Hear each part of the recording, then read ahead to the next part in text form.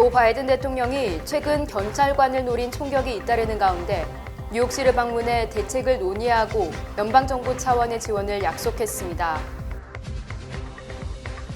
뉴욕시가 다음 주까지 코로나19 백신 의무 접종 규정을 어긴 공무원 약 4,000명을 해고할 것으로 예상됩니다. 미국의 코로나19 신규 확진자가 최근 2주 동안 거의 절반가량 감소한 것으로 집계됐습니다. 주 뉴욕 총영사관이 민원인의 예약 대기 기간을 단축하기 위해 하루 예약 건수를 확대하고 동일인의 중복 예약 횟수를 제한하기로 했습니다. 전염력이 강한 변이와 실내 활동으로 인해 코비드-19 감염이 증가하고 있습니다. 그러나 우리 자신의 건강을 지키기 위해 취할 수 있는 조치가 있습니다. 백신과 부스터샷을 접종하세요. 증상이 있거나 여행 또는 모임 참석 시 코비드에 노출되었을 가능성이 있다면 검사를 받으세요. 백신을 접종했더라도 마스크를 쓰세요. 몸이 좋지 않은 경우 자택에 머무르십시오. NYC 확산을 막기 위해 앞으로 나아갑시다. 백신 접종소는 nyc.gov/covidvaccine에서 확인하실 수 있습니다. 면역력 필수 시대. 기능성을 나라에서 인정받고 122년 역사가 증명한 6년근 홍삼의 면역력이 당신의 면역력이 될 수 있도록 기능성을 인정받은 면역력의 힘, 정관장. 시청자 여러분 안녕하십니까? 목요일 TKC 뉴스데스크 첫 소식입니다. 조 바이든 대통령이 최근 경찰관을 노린 총격이 잇따르는 가운데 뉴욕시를 방문해 대책을 논의하고 연방정부 차원의 지원을 약속했습니다.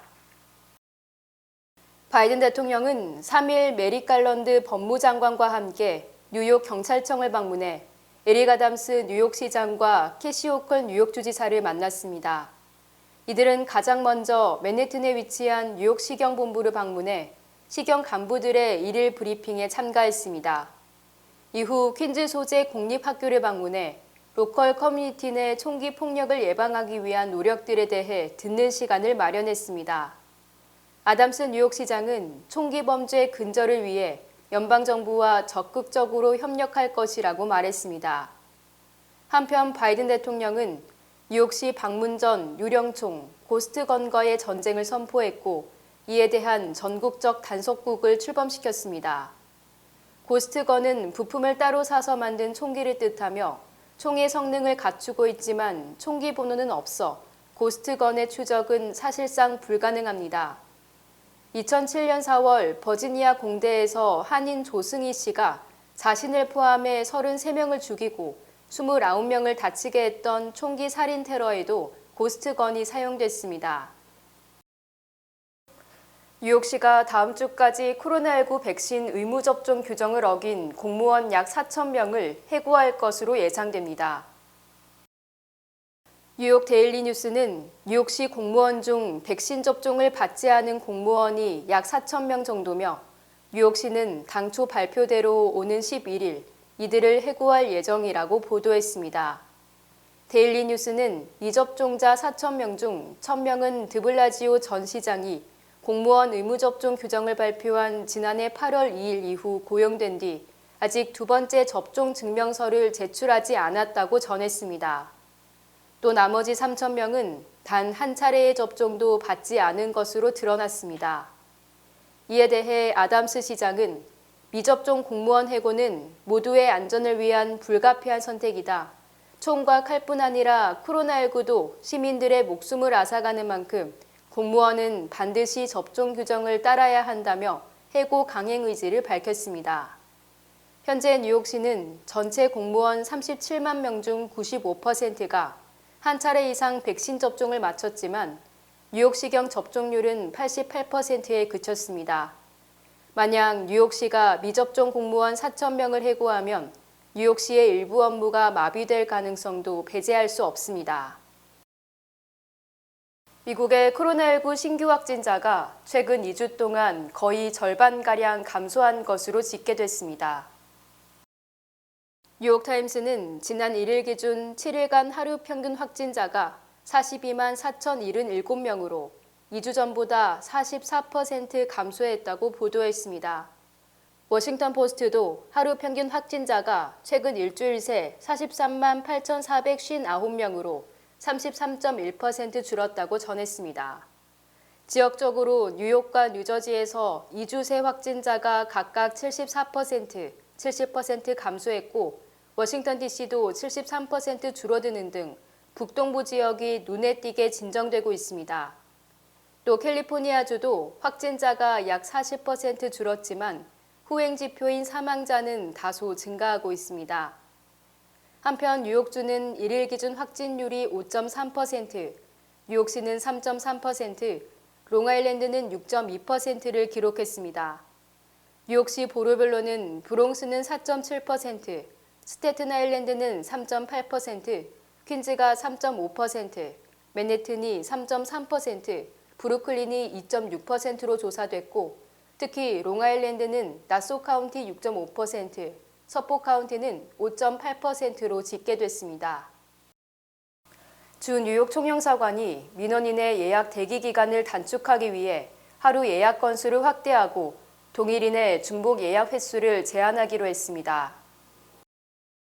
2일 뉴욕 총영사관은 팬데믹 이후 코로나19 방역을 위해 실시한 민원 예약제로 인해 예약 대기 기간이 길어지면서 민원인들의 불편이 커짐에 따라 이 같은 조치를 시행한다고 전했습니다. 이에 따르면 이달 중순부터 현재 하루 최대 120건의 예약 건수가 130건까지로 확대됩니다. 또 오는 14일부터 동일 민원인의 중복 예약을 한 달 내 최대 3건으로 제한하는 조치를 시행합니다. 이를 위해 총영사관 측은 오는 14일부터 한 달 내 4건 이상을 중복해서 예약한 예약자에 대해 가장 빠른 일자의 예약 3건을 제외한 나머지 예약을 취소할 예정입니다. 단 예외적으로 월 3건 이상의 예약이 필요하다고 인정되는 경우에는 초과된 예약도 인정한다고 밝혔습니다. 총영사관 측은 이 조치로 인한 불이익이 발생하지 않도록 시행일인 14일 전에 필요한 예약 외에 불필요한 중복 예약을 미리 취소해 줄 것을 민원인들에게 당부했습니다. 테슬라 전기차가 고속에서 갑자기 브레이크가 저절로 작동해 제동이 걸린다는 운전자 민원이 잇따라 미 도로교통안전국이 조사에 착수했습니다. 도로교통안전국 웹사이트에 올라온 운전자 민원에 따르면 지난달 한 운전자는 위스콘신주 메디슨에서 2021년형 모델 3 차량을 고속으로 몰던 도중 갑자기 브레이크가 걸려 사고가 날 뻔했다고 민원을 올렸습니다. 시속 60마일로 크루즈 컨트롤 기능을 이용해 주행하고 있었다며 큰 화물 트럭이 반대 차선에서 오자 내 테슬라 차량이 급제동해서 뒤따라오던 트럭과 부딪힐 뻔했다고 밝혔습니다. 웨스트 버지니아주 라벨릿에서 2021년형 모델 3를 모는 한 운전자도 크루즈 컨트롤로 주행하던 도중 차가 아무 이유 없이 급제동했다며 뒷차와 부딪힐 뻔한 위기를 아슬아슬하게 피했다고 썼습니다. 이어 이런 급제동이 여러 차례 벌어져서 무서웠다며 이 때문에 뒤에 따라오는 차가 있으면 오토파일럿과 크루즈 컨트롤 기능을 꺼야 했다고 주장했습니다. 앞서 테슬라는 최근 완전 자율주행 소프트웨어의 결함으로 인해 FSD 베타 버전을 탑재한 미국 내 차량 약 5만 4천 대를 리콜하기로 했습니다. 바이든 대통령이 앞으로 25년간 미국의 암 사망률을 현재의 절반으로 낮추겠다는 목표를 제시했습니다. 바이든 대통령은 어제 백악관에서 5년 전 시작한 암 도약 프로젝트를 재점화한다며 암 조기 검진 등을 위해 예산을 대거 투입할 것이라고 강조했습니다. 암 도약 프로젝트는 지난 2016년 오바마 전 대통령 당시 암 연구를 위해 8년간 18억 달러를 투입한다는 것으로 당시 부통령인 바이든이 프로젝트의 책임자였습니다.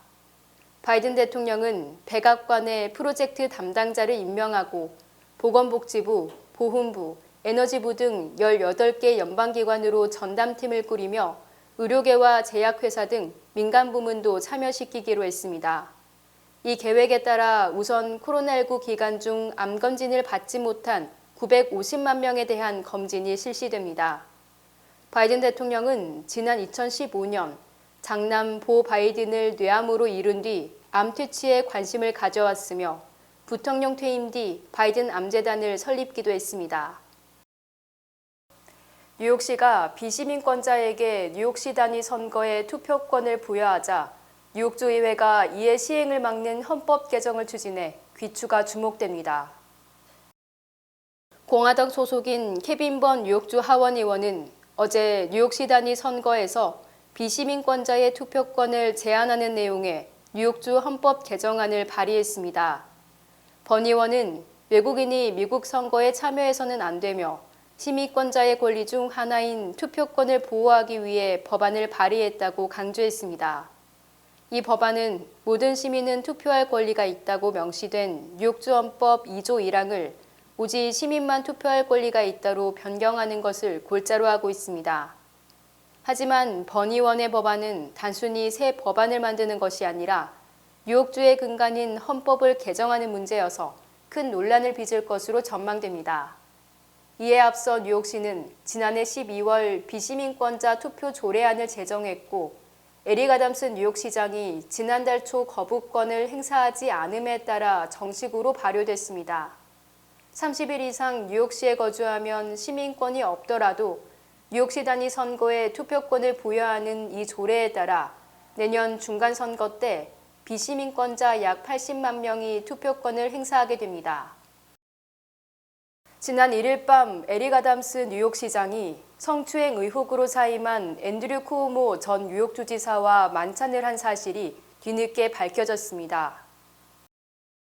아담스 시장과 쿠오모 전 주지사는 지난 1일 밤 맨해튼 미드타운의 이탈리안 레스토랑 오스테리아 라 바이아에서 2시간가량 저녁 식사를 함께하며 현안을 논의한 것으로 알려졌으며 아담스 시장 측도 이를 시인했습니다.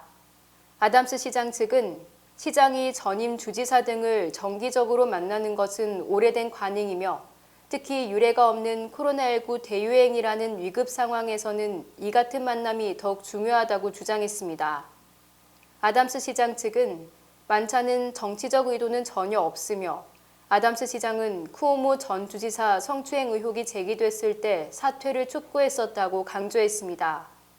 그러나 이날 만찬은 아담스 시장이 제의한 것이 아니라 쿠오모 전 주지사가 제안한 것으로 알려지면서 쿠오모 전 주지사가 정치적 활동을 재개한 것으로 추측됩니다. 특히 시기적으로 쿠오모 전 주지사는 그동안 성추행과 관련된 모든 수사에서 불기소 처분을 받은 직후기 때문에 본격적인 명예회복에 나선 것으로 풀이됩니다. 미주 지역 한인들의 한국 설 송금 건수는 줄어든 반면 송금액은 크게 늘었습니다.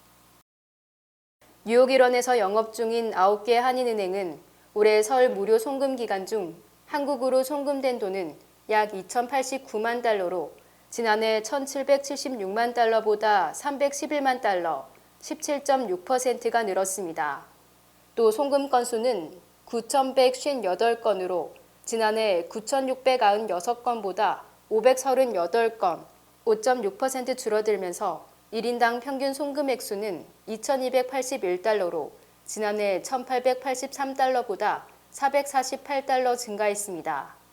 송금액이 가장 많은 은행은 뱅크 오브 호프로 미 전역을 통틀어 3,167건, 844만 달러로 지난해보다 송금액이 32%나 급증했고 한미은행은 미 전역에서 587만 달러로 전년 대비 19% 늘었습니다. 반면 우리아메리카은행은 송금액이 1%, 신한아메리카은행은 0.01% 각각 줄었습니다. 이처럼 송금액이 늘어난 것은 원달러 환율이 1,200원대로 상승한 데다 지난해 연방정부가 개인과 기업들에게 막대한 자금을 지원했기 때문으로 풀이됩니다. 우크라이나 사태에 대한 외교적 해법을 찾지 못하고 있는 가운데 미국이 미군 3,000명을 동유럽에 파병하기로 결정했습니다. 미 국방부는 나토 동맹을 안심시키기 위한 조치라고 설명했는데 추가 파병 가능성도 배제하지 않았습니다. SBS 김윤수 특파원입니다. 미 국방부는 동유럽 나토 회원국인 루마니아와 폴란드에 미군 병력을 추가 배치한다고 발표했습니다. 루마니아의 1,000명, 폴란드의 2,000명 등 모두 3,000명 규모입니다. These movements are unmistakable signals to the world that we stand ready to reassure our NATO allies and deter and defend against any aggression. 루마니아와 폴란드는 우크라이나와 국경을 접하고 있는데 러시아는 그동안 나토가 두 나라의 미사일 기지를 구축해 러시아의 안보를 위협했다고 주장해 왔습니다. 미 국방부는 이번 파병은 긴장 고조에 따른 일시적인 조치라면서도 앞서 파병 비상대기 명령을 내린 8,500명과는 별개라고 설명했습니다. 추가 파병 가능성도 있다는 겁니다. 미 백악관은 러시아가 계속 긴장을 고조시키고 있다며 외교에 나설 것을 촉구했습니다. There's no question that Russia and President Putin has continued to take escalatory, not de-escalatory steps. So it is not that it is one moment, it is we are looking at events over the course of time. 러시아는 미군의 동유럽 파병이 근거 없이 이뤄진 파괴적인 조치라며 군사적 긴장을 더하고 정치적 결정의 여지를 좁힐 거라고 강하게 비난했습니다. 워싱턴에서 SBS 김유수입니다. 지난해 LA시에서 발생한 아시안 증오범죄 건수가 전년인 2020년보다 2배 이상 증가한 것으로 나타났습니다. SBS 뉴스입니다. 칼스테이트 샌 버나디노 대학의 증오 극단주의 연구센터는 팬데믹 이후 특히 아시안 증오범죄가 증가하고 있으며 지난해에는 32년 만에 가장 많은 아시안 증오범죄 사건이 발생했다고 밝혔습니다. 아시안 증오범죄 피해자 6명 중 1명은 한인인 것으로 나타났습니다. 아시안 증오범죄 방지 활동을 펼치고 있는 비영리 단체 Stop AAPI Hate가 발표한 통계에 따르면 지난 2020년 3월부터 집계된 아시안 증오범죄 수는 총 9,000여 건으로 이 중 한인 피해자는 17%에 달하는 것으로 나타났습니다. 연구팀은 LA시 정치인들이 문제 해결에 앞장서야 한다고 지적했습니다. 스타벅스가 최근 3개월간 꾸준히 가격을 올려왔지만 소비자들의 발길은 더 늘었던 것으로 나타났습니다. SBS 뉴스입니다. 스타벅스는 지난해 10월과 지난달 두 차례 가격을 인상했습니다. 그럼에도 매출은 더 늘었습니다. 스타벅스가 어제 공개한 실적 발표에 따르면 북미에서만 18%, 전 세계적으로는 13%나 매출이 증가한 것으로 나타났습니다. 스타벅스는 올해 연말 가격을 또 인상할 예정입니다. 스타벅스 측은 인플레이션과 임금 인상으로 가격 인상이 불가피하다고 밝혔습니다. 주요 단신 전해드립니다. 지난주 신규 실업수당 청구 건수가 23만 8천 건으로 전주보다 2만 3천 건 감소했으며 4주 이동평균 청구 건수는 25만 5천 건으로 7,750건 증가했습니다. 제프 주커 CNN 사장이 앤드류 쿠오모 전 뉴욕 주지사의 동생 크리스 쿠오모 관련 조사 도중 20년 이상 함께 일한 여성 수석 부사장과의 부적절한 관계가 발각돼 전격 사임했습니다. 전 세계 28개국 국민들을 대상으로 여론조사를 실시한 결과 응답자의 절반이 넘는 54%가 베이징 동계올림픽에 관심이 없다고 답했습니다. 뉴욕타임스가 스포츠 전문 온라인 매체 디 애슬레틱 인수에 힘입어 구독자 1,000만 명 목표를 당초 예상보다 약 4년 빨리 달성했습니다. 흑인 배우 우피 골드버그가 유대인 대학살 홀로코스트가 인종차별이 아니라고 주장했다가 자신이 진행하는 ABC 방송 토크쇼 더 뷰에 2주 출연 정지를 당했습니다.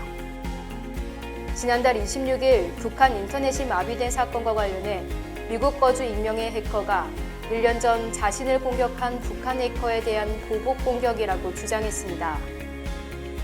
독일 설치예술가가 186kg에 달하는 24캘럿짜리 정사각형 금덩어리를 센트럴파크에 설치했으며 이 금덩어리는 시가가 1,170만 달러에 달합니다. 뉴욕포스트는 맨해튼 구치소 부소장인 손 브라운이 지난해 12월 31일 자신의 부인 차 타이어를 망가뜨리고 자신의 아내 집에 들어가는 차량을 미행한 혐의로 웨체스터 카운티 검찰에 고소당했다고 보도했습니다. 미주 최대 한인은행 뱅크 오브 호프가 함께 성장할 당신을 기다립니다. 지점 내 텔러부터 융자부서까지 다양한 분야의 신입과 경력 포지션을 채용하고 있으며 자세한 내용은 bankoofhope.com 내 커리어 페이지를 방문하시면 됩니다. 희망을 설계하는 전문가들의 은행 뱅크 오브 호프. 지금 지원하시고 내일을 위한 더 큰 희망을 꿈꾸십시오. 날씨 전해드립니다. 금요일인 내일은 흐리고 결빙이 예상됩니다. 내일 낮 최고 기온은 46도, 밤 최저 기온은 22도입니다. 해 뜨는 시각은 오전 7시 2분, 해 지는 시각은 오후 5시 17분입니다.